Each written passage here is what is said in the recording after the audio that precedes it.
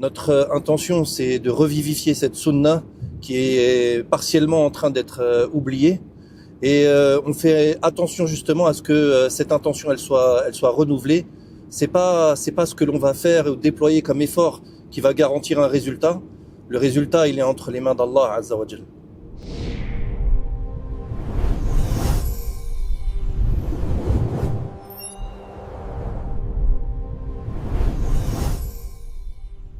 Salam alaykum wa rahmatullah, bismillah, walhamdulillah, wassalatu wassalamu ala rasulillah, wa ba'd. Chers frères et sœurs, alhamdulillah, j'ai l'immense joie d'être avec mon cher frère Abdelmalik et mon frère Sofiane de l'équipe Hilal France. Aujourd'hui, c'est une vidéo qui est assez spéciale, car on va vivre, bi'idhnillah subhanahu wa ta'ala, une immersion de A à Z jusqu'à nous retrouver dans un spot d'observation où est-ce qu'on va voir le Hilal ou pas, Allahu a'lam. Mais quoi qu'il en soit, vous allez voir comment se prépare l'équipe Hilal France. Mes chers frères, je vous laisse sans trop tarder la parole. Mon frère Abdelmalik, je te cède la parole, qu'Allah te préserve. Bismillah ar-Rahman ar-Rahim, alhamdulillahi rabbil alamin, wa salatu wa salam ala ashraf al-anbiya wal mursalin. Amma ba'd.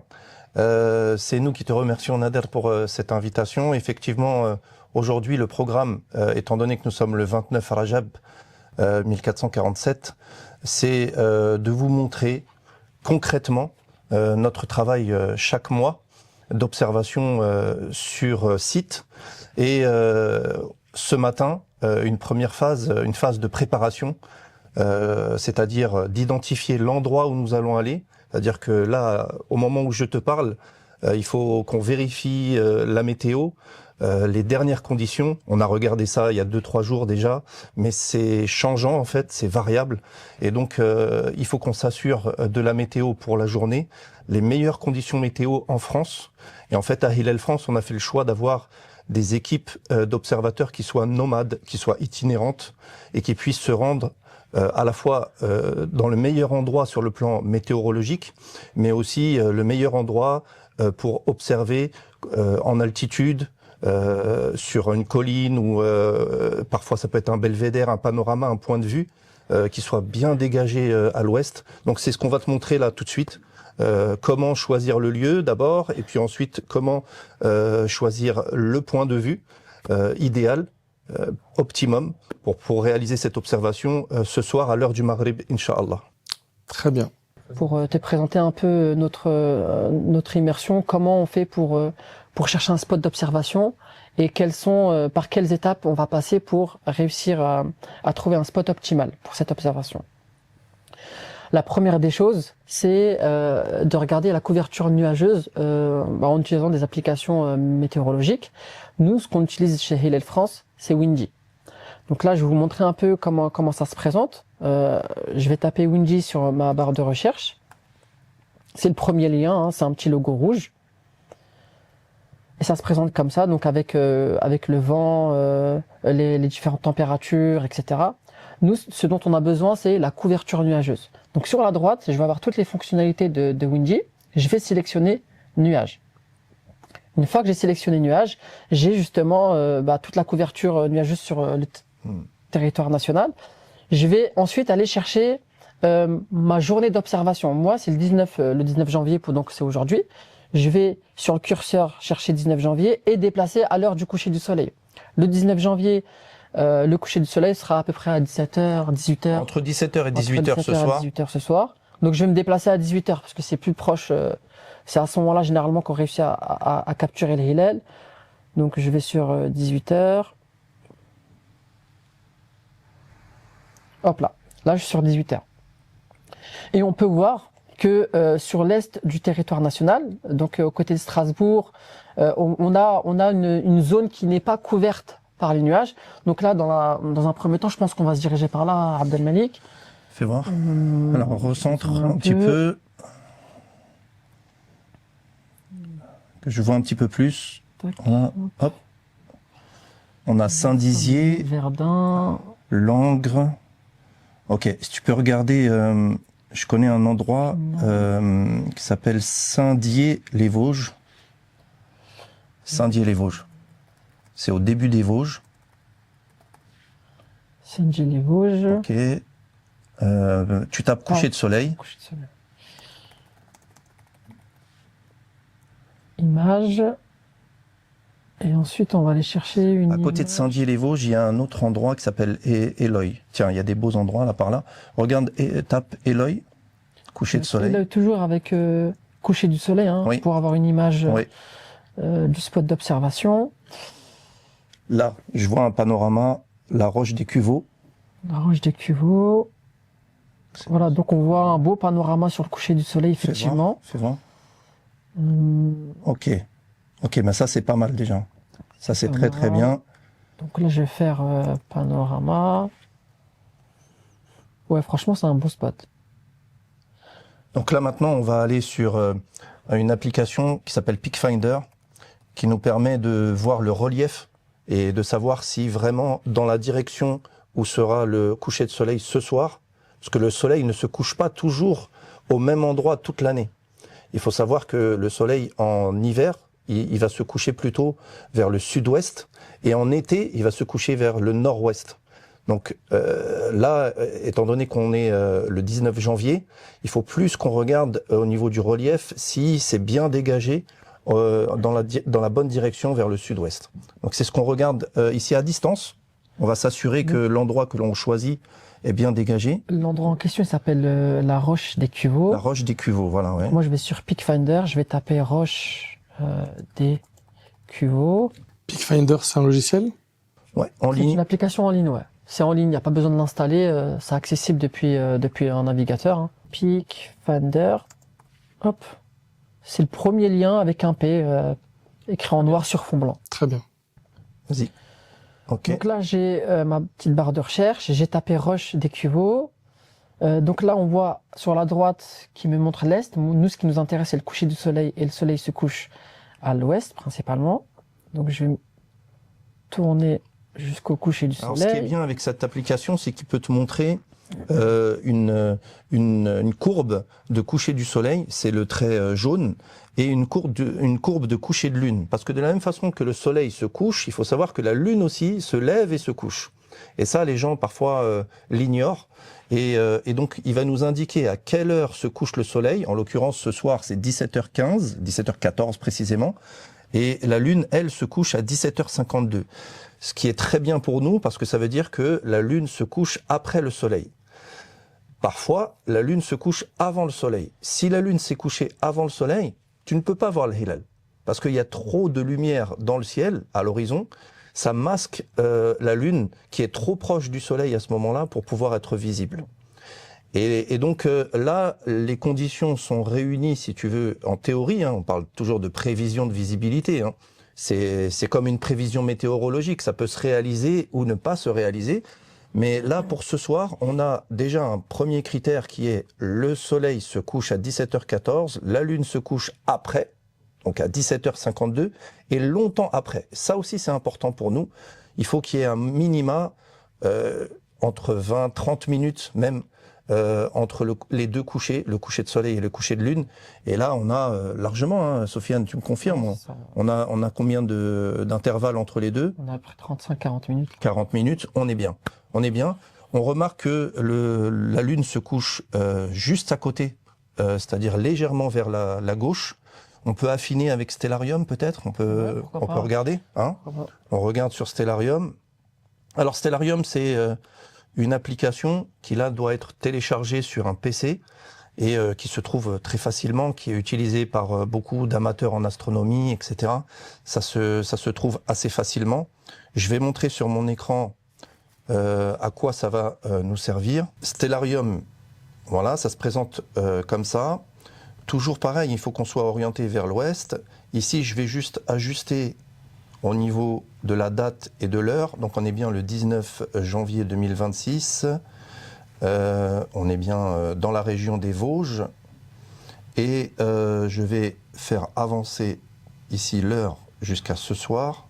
Tu m'as dit quelle heure, Sofiane, déjà 17h30, c'est le meilleur temps d'observation. 17h30. 17h30, 17h35. Ok. L'avantage. Et la lune se couche, hein? Elle se couche à 17h52. Ok. Ok. Ça va nous servir, Akhi Nader, pour identifier exactement où se trouve la lune au moment du coucher du soleil. Ça va nous servir de point de repère, le coucher de soleil. Parce que le coucher de soleil, on peut le voir aisément, et on peut voir la direction dans laquelle se couche le soleil. Et là, on va pouvoir déterminer de façon prévisionnelle dans quelle direction se tourner par rapport au coucher de soleil. Est-ce qu'on regarde à droite du coucher de soleil, à gauche, en haut, vraiment très en haut dans le ciel ou très proche de l'horizon? Donc là, sur Stellarium, je vois que, alors on va l'activer ici, je fais défiler et vous allez voir une simulation du coucher de soleil pour ce soir. Donc là, le temps défile, hein. 16h20, 16h22. Donc là, voilà, on voit que le soleil est en train de se coucher. La lune est ici. Légèrement en haut à gauche, très légèrement, hein, en haut à gauche du coucher de soleil. Voilà. Donc on a une direction à suivre pour ce soir. On a une direction qui nous indique ici environ 240 degrés. 240 degrés, c'est une direction qu'on peut trouver en utilisant une boussole. On va pouvoir donc définir dans quelle direction précisément, de la même façon que quand on cherche la Qibla en France, on va utiliser alors nos applications, hein, on a tous nos applications, mais plus précis qu'une application sur son smartphone, on peut utiliser une boussole pour s'orienter correctement. Donc là, on va vérifier une dernière fois les données avec une application qu'on va te montrer qui a été développée en interne par Hillel France, qui nous permet d'avoir des données détaillées. Alors là, c'est un petit peu technique, mais c'est pour les observateurs qui sont un peu plus chevronnés, qu'ils sachent qu'on a toutes les données astronomiques qui apparaissent sur une application qui a été développée en interne. C'est une application qui a été faite par Hillel France. Une application qui a été faite par Hillel France, elle s'appelle Horizon, elle est accessible sur Internet. Donc on a juste à taper sur la barre de recherche Horizon, Horizon, Hillel France, et on va tomber dessus, Inch'Allah. Le lien il sera partagé d'ailleurs sur les réseaux sociaux. Donc cette application, elle va permettre de prédire. Ça reste des calculs, hein, ça reste de la prédiction, c'est pas forcément ce qui va se passer dans le réel. Mais en tout cas, on arrive à prédire si la Lune elle est visible ou pas pour un lieu d'observation, et si elle est visible, comment. Est-ce que c'est à l'œil nu? Est-ce que c'est avec une aide optique? Ou tout simplement, c'est pas possible de l'observer. Alors, à savoir que quand on dit qu'on peut calculer la visibilité, Nader, il faut savoir tout de même que c'est une visibilité théorique. C'est-à-dire qu'il peut y avoir des facteurs au dernier moment, comme par exemple la pollution lumineuse ou par exemple la pollution atmosphérique, qui est imprévisible et qui dépend du lieu d'observation. Et que donc quand on nous dit par le calcul qu'on peut prévoir l'observation, nous on s'est rendu compte sur le terrain que c'était pas exactement comme ça, parce que notre outil nous disait oui, vous avez de bonnes chances de pouvoir le voir, certes, mais c'est pas quelque chose qui tombe, qui est systématiquement, qui s'avère à 100% fiable. Il y a la réalité de terrain aussi, et c'est à ça que ces 2 dernières années, on s'est confronté. On a pu confronter théorie et pratique. Donc le spot d'observation qu'on a trouvé, c'était Roche des Cuveaux, c'est ça, hein, Donc sur Horizon, je vais aller dans les différents menus qui existent. Nous, ce qui va nous intéresser aujourd'hui, c'est, je vais mettre adresse, hein, je vais taper Roche des Cuveaux. Voilà, j'ai un lien qui ressort, je clique dessus. Et ensuite, je vais chercher pour le mois hégérien. Donc là, le prochain mois, c'est Sha'ban. Sha'ban 1447. Oui, ce soir, on est le 29 Rajab, ce soir. Et donc, c'est pour l'observation du mois de Sha'ban. Et donc, aujourd'hui, on est le 19 janvier. Je vais regarder sur ma ligne. Donc, j'ai un résumé de ce qui va se passer le jour de la conjonction, le jour de la naissance de la nouvelle lune, le lendemain et le surlendemain. J'ai un résumé de ce qui va se passer ces 3 jours-là et de savoir quelle est la visibilité pour ces 3 jours. Aujourd'hui, on est le lundi 19 janvier et pour trouver le Hillel, on va devoir utiliser une aide optique. Donc, ça peut être des jumelles, télescopes. Et on parle de télescope, mais c'est pas forcément nécessaire. Des jumelles, ça fait très bien l'affaire. Et parfois, il est arrivé que certaines personnes avaient des jumelles, enfin des référents avaient des jumelles, ont pu voir le Hillel, alors que d'autres avec le télescope n'avaient pas réussi à le voir. Donc, faut surtout pas sous-estimer les jumelles. Il faut donc multiplier les appareils ou pas? Pour maximiser les chances de l'observer, déjà, oui, on peut effectivement se doter de jumelles et de télescopes. C'est ce qu'on va te présenter maintenant. On va te montrer le matériel qui va être pris. Effectivement, ce soir, on a de meilleures chances de le voir avec une aide optique à l'œil nu. C'est très improbable qu'il soit visible à l'œil nu ce soir. Donc, on va effectivement prendre le matériel en fonction.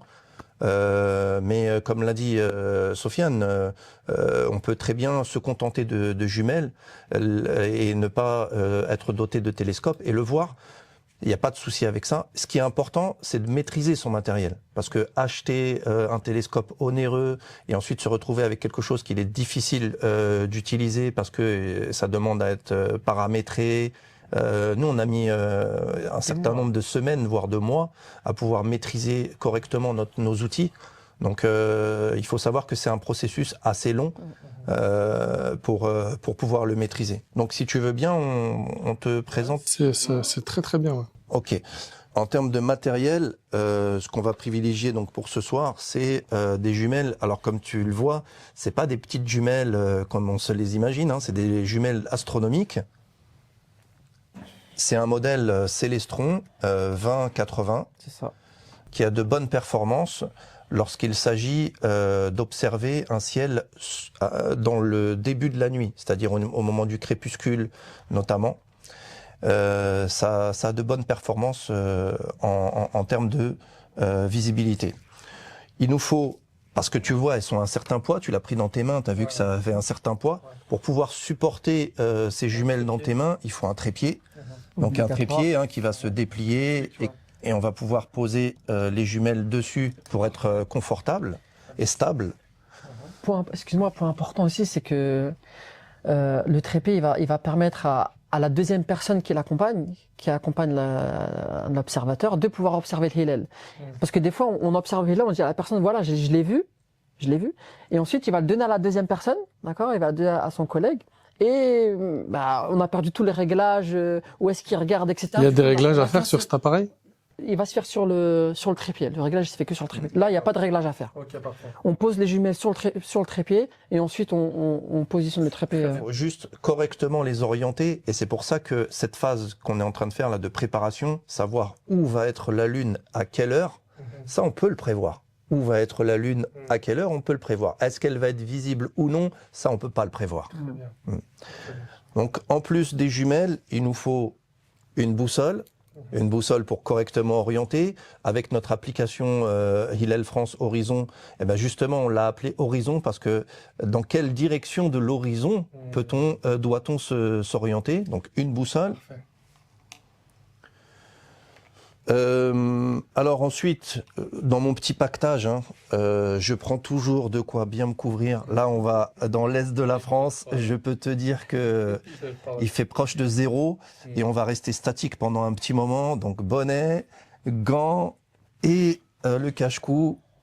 Je prends des lunettes de soleil, c'est pour préserver les yeux. C'est indispensable lorsque on s'oriente vers le coucher de soleil et qu'on regarde comme ça pendant près d'une heure. Le soleil, quand bien même c'est la fin de journée, on peut avoir ensuite les yeux qui sont un peu abîmés et son acuité visuelle qui diminue et du coup ça peut nous handicaper ensuite pour la vision du hilal. C'est déjà arrivé que un frère par exemple n'ayant pas protégé ses yeux dans l'après-midi soit incapable de voir le hilal alors que tous les autres le voyaient. Donc des lunettes de soleil. Pour le retour à la voiture, et ça t'y as peut-être pas pensé Nader, pour le retour à la voiture il faut une petite lampe frontale. Parce que sinon tu te retrouves dans l'obscurité avec ton matériel, t'arrives pas à ranger, etc. Il faut être dans des bonnes conditions de sécurité. On a pris une lampe frontale pour toi, t'inquiète pas. Et puis de quoi, donc des batteries externes, de quoi alimenter son téléphone. Si on voit le hilal et qu'on peut prendre un cliché, ce serait trop bête de plus avoir de batterie. Donc une petite batterie externe dans le pactage, c'est toujours important. Télescope aussi? Alors Télescope, ce soir, oui. D'après ce qu'on a vu dans l'observation, télescope peut être indispensable. Ouais, avec les jumelles. Hein. Ouais. Ok. Donc ça, c'est une valise de rangement. Excuse-moi Nader. Je sais pas si je l'ai ouverte, voilà. Donc ça, c'est notre télescope, voilà à quoi il ressemble. Il est un peu, voilà, il est petit, il est compact, il est un peu lourd. C'est un Célestron 127 SLT. Voilà, c'est ce qui nous a le plus aidé pour nos observations. Il est accompagné d'un moteur qui va permettre de diriger le télescope. Là, on va lui dire d'aller chercher. Donc ça se fait automatiquement avec un logiciel qui est sur le PC. Donc lui, il est relié à un ordinateur en fait. Ouais, ça va être il est là, c'est le moteur qui va être relié à un ordinateur. Et électriquement également avec une batterie externe qu'on a apportée. Ici, on a la raquette pour pouvoir lui donner quelques commandes si on n'a pas d'ordinateur. Nous, tout va se passer sur l'ordinateur, Inch'Allah. Parle-nous des oculaires, Sofiane. Quels sont les oculaires qu'on utilise? L'oculaire, si tu veux, c'est là où on va poser notre œil. Et donc, il faut là-dessus être assez précis. Il nous faut un oculaire qui nous permette de voir suffisamment d'horizon. Et donc, qui soit pas trop précis, qui aille pas trop loin dans les profondeurs du ciel. On n'a pas pour but d'aller voir une galaxie, etc. Donc là, il nous faut quelque chose qui soit adapté. Or, nos premières observations, on n'avait pas justement l'oculaire. C'est cette pièce-là. Là, hein. On n'avait pas l'oculaire qui était adapté. On allait voir trop profondément dans le ciel, ce qui n'est pas le but ici pour l'observation du hilal. C'est un 40 mm, c'est le maximum qu'on pouvait avoir. Du coup là, avec cet oculaire-là, ce qu'on va voir sur le télescope, c'est pile poil quasiment la taille de la Lune.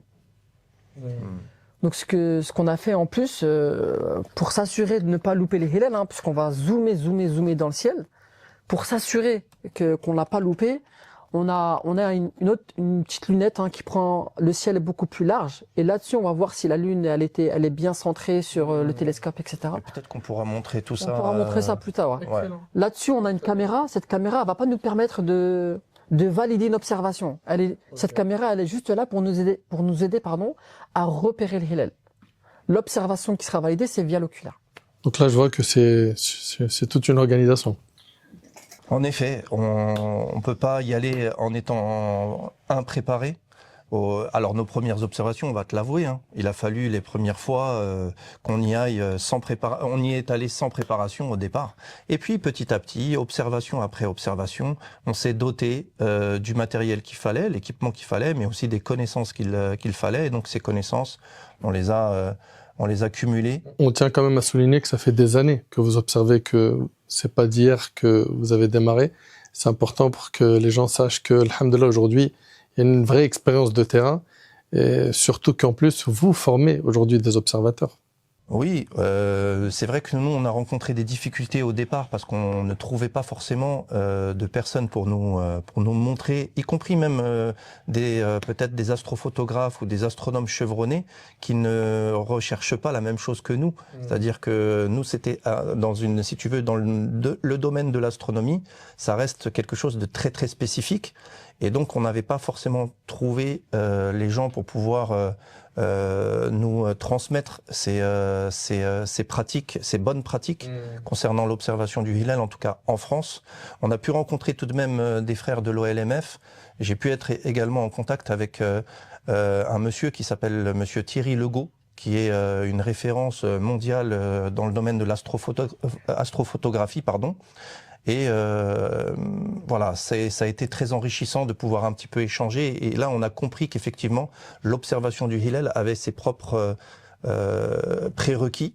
Et en cherchant un petit peu sur Internet et en se documentant, on a pu compiler toutes ces informations. Mais en effet, nous, c'est de l'open source, c'est-à-dire que demain, si quelqu'un vient nous trouver et nous demande de lui faire gagner le temps que nous, on a perdu, on lui fera gagner. Barakallahu fikoum pour toutes ces clarifications, ces éclaircissements, ces informations. Sans trop tarder, je pense qu'on doit y aller. Oui, il est vraiment temps de partir. Donc on embarque et on fait vivre l'immersion à nos frères et à nos sœurs. Qu'Allah subhanahu wa ta'ala vous préserve. Suivez-nous, Inch'Allah, jazakumullah khair. Bismillah, on y va. De toute façon, on prend cette région-là. On continue de chercher dans la voiture. On continue de chercher dans la voiture. Et ça se tente. Donc on arrive à 1h55, Inch'Allah. On a 232 km. C'est à côté de Valenciennes, il a dit, ouais, il a raison. Là, il y a quand même un point qu'on veut préciser. c'est que ce matin, les prévisions météo, elles ne nous étaient pas favorables. C'est-à-dire qu'on était en direction d'une région de France et finalement au dernier moment, on a changé de destination. On fait les causes, on va jusqu'au bout de notre démarche. Notre intention, c'est de revivifier cette sunna qui est partiellement en train d'être oubliée. Et on fait attention justement à ce que cette intention elle soit renouvelée. C'est pas ce que l'on va faire ou déployer comme effort qui va garantir un résultat. Le résultat, il est entre les mains d'Allah Azza wa Jal. Abdelmalek, Oui. Wallahi, ça augmente la foi de vivre avec vous cette aventure. Tu ressens quelque chose. Wallahi, l'azim, c'est indescriptible la joie. Wallahi, tu sais, on a des plannings qui, tu le sais, Ouais. sont chargés. Et faire cet effort, l'Allah Azza wa Jal, pour faire revivre cette sunna qui malheureusement, voilà, je sais même pas combien de personnes aujourd'hui en France font l'effort chaque mois, tu vois, de sortir, à part bien évidemment l'équipe Hilal France. Inch'Allah, le mérite, il en est que plus grand. Ya Rabbi. Ils nous ont laissé la plus grosse part. Non, mais on aimerait bien aussi qu'ils participent, tu vois, et qu'ils vivent cette aventure, surtout qu'aujourd'hui, avec tous les observateurs et tous les gens que vous avez formés partout sur le territoire, donc c'est jouable. Et ça me fait plaisir de te faire partager là ce que tu Wallah, ressens c'est là. impressionnant. Et encore, on n'est qu'à l'aller. Hein. On n'est pas encore sur place, on n'est pas encore arrivé. Mais en effet, les liens que on a tissés à travers cette action, nous on a pu constater les différentes observations qu'on a faites avec différents frères, que ça avait noué des liens entre nous, subhanallah, qui sont forts. Pourtant des frères que je côtoie, avec lesquels j'ai étudié, avec lesquels on a fait d'autres actions, on se côtoie dans la mosquée, etc. Mais l'observation du Hilal a ceci de particulier que, déjà, comme tu le vois, c'est un voyage entre nous, et le voyage, on sait ce que ça peut apporter, c'est extraordinaire. Et subhanallah, quand tu vois que cette action, elle mène à tisser des liens forts entre nous, à observer le ciel autour de nous, à méditer sur la création d'Allah Azza wa Jal, à faire revivre cette sunna. à faire revivre une sunna. Et surtout là, il y a quand même un élément important, c'est que c'est le mois de Sha'ban qui arrive. Et le mois de Sha'ban, il a effectivement une importance qu'on doit lui rendre. Et c'est rapporté par Aïcha radhiyallahu anha. Elle disait كان النبي صلى الله عليه وسلم يتحفظ من هلال شعبان ما لا يتحفظ من غيره. Le messager d'Allah a accordé une attention particulière au mois de Sha'ban qu'il n'accordait pas aux autres mois. S'il y apportait une attention ou une vigilance particulière, comment on doit être nous? Subhanallah. Il faut qu'on s'en inspire. Il faut qu'on remette ça au centre. Et ça me rappelle aussi le hadith de Oussama ibn Zayd, où le prophète il jeûnait beaucoup pendant ce mois, et il faisait beaucoup d'efforts, parce que c'est un mois entre Rajab et Ramadan où les gens sont insouciants. Franchement, y aller pour Sha'ban, ça me fait quelque chose. Et bien évidemment, Inch'Allah, ya Rab, si Allah il m'écrit d'être vivant pour Ramadan, je suis obligé d'être parmi vous. En tout cas, qu'Allah vous récompense vraiment pour cet effort. Et j'invite vraiment la Ummah à rejoindre l'équipe Hilal France et à vivre ce moment fort. Moi, je suis même pas encore arrivé là-bas. Ma foi, elle est chargée à bloc. Vraiment, c'est indescriptible ce que je ressens comme joie. Alhamdulillah. Alhamdulillah. Qu'Allah vous préserve et qu'il vous récompense. Alhamdulillah, on est enfin sur le spot d'observation. Abdelmalek. Subhanallah, si les gens ils savaient toute la route, changement de destination. Pourquoi? Alors, ce matin, on avait dans un premier temps pensé à partir sur les Vosges. Dans un premier temps, la météo nous indiquait qu'il y avait une bonne fenêtre météo sur les Vosges. Puis finalement, on a changé d'avis. On est parti sur Charleville-Mézières. Parce qu'il y avait une fenêtre. Parce que ça se bouchait au niveau nuageux du côté des Vosges et ça s'ouvrait du côté de Charleville-Mézières. Alhamdulillah, on a pris notre décision. On s'est rendu jusqu'à Charleville-Mézières. Ensuite, on a encore dû changer de destination. Là, on se trouve à Verdun. À Verdun, il nous était annoncé une bonne fenêtre météo. Quand tu dis il nous était annoncé, où? Il nous était annoncé par la météo, par les applications. On a une application qui nous En fait, il faut préciser que toute la route vous étiez sur vos applications pour vérifier l'endroit le plus approprié. toute la route, on était sur notre smartphone aujourd'hui pour vérifier la météo. C'est assez rare. C'est assez rare qu'on se retrouve avec aussi peu de bonne météo en France. Et là, je dois dire que, il s'avère que c'est, comme tu le vois, tu peux le constater, hein, c'est très nuageux là où on se trouve. Ça va être très difficile d'observer le hilal, mais rien n'est perdu. Il y a une autre équipe qu'on a envoyée sur un autre département. Et il y a des chances pour qu'ils puissent encore être vus. Surtout que de leur côté à eux, c'est plus dégagé. C'est un petit peu plus dégagé en effet. Et ils sont équipés, ils sont formés. C'est un binôme d'observation dans lequel on peut avoir. En fait, l'avantage, c'est comme il y a plusieurs équipes qui sortent, s'il y a une équipe qui justement a l'incapacité de par les nuages à avoir une belle observation, ben le fait d'en avoir plusieurs qui partent en même temps, quand il y a une fenêtre qui s'ouvre, alhamdoulilah, ben...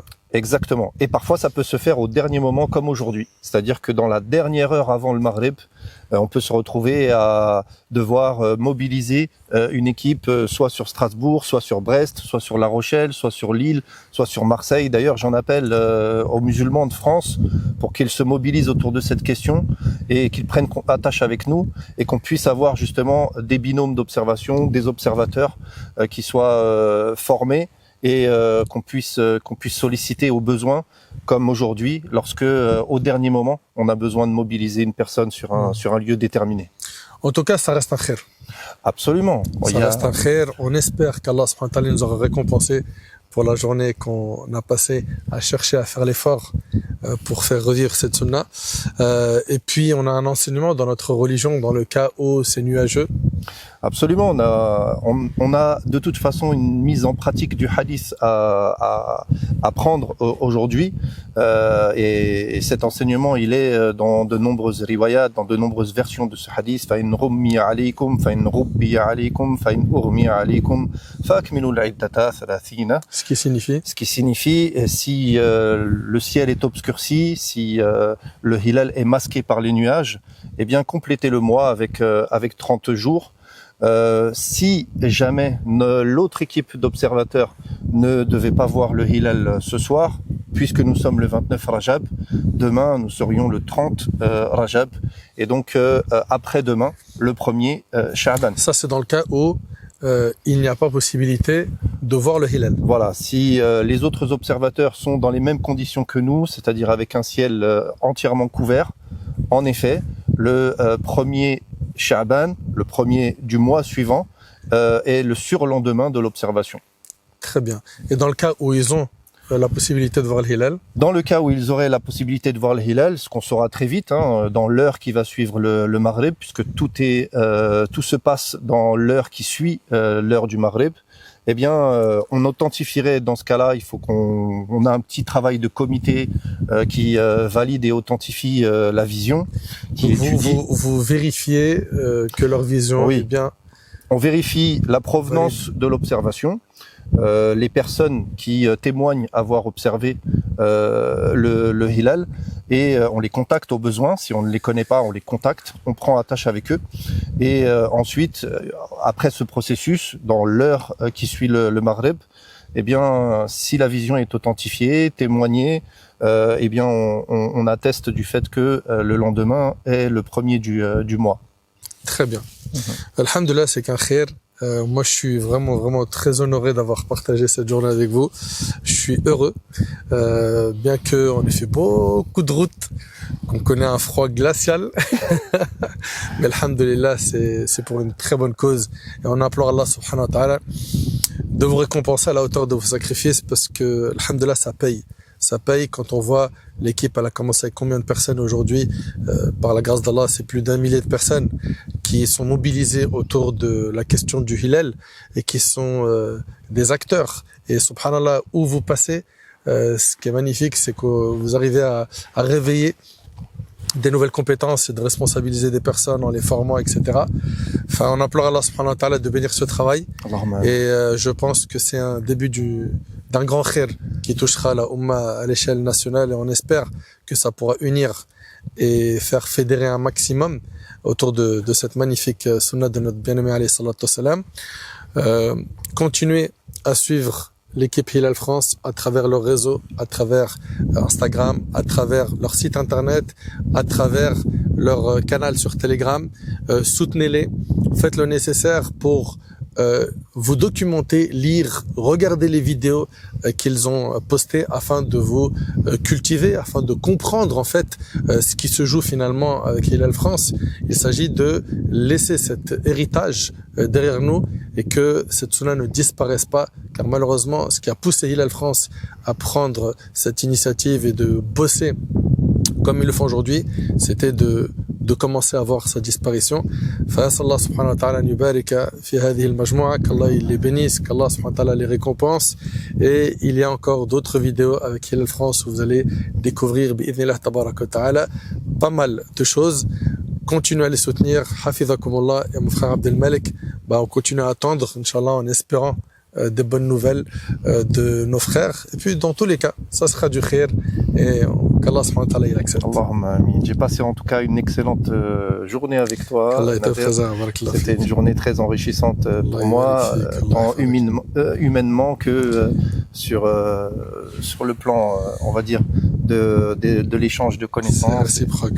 C'était très, très enrichissant. Barakallahu fik. Allah te préserve.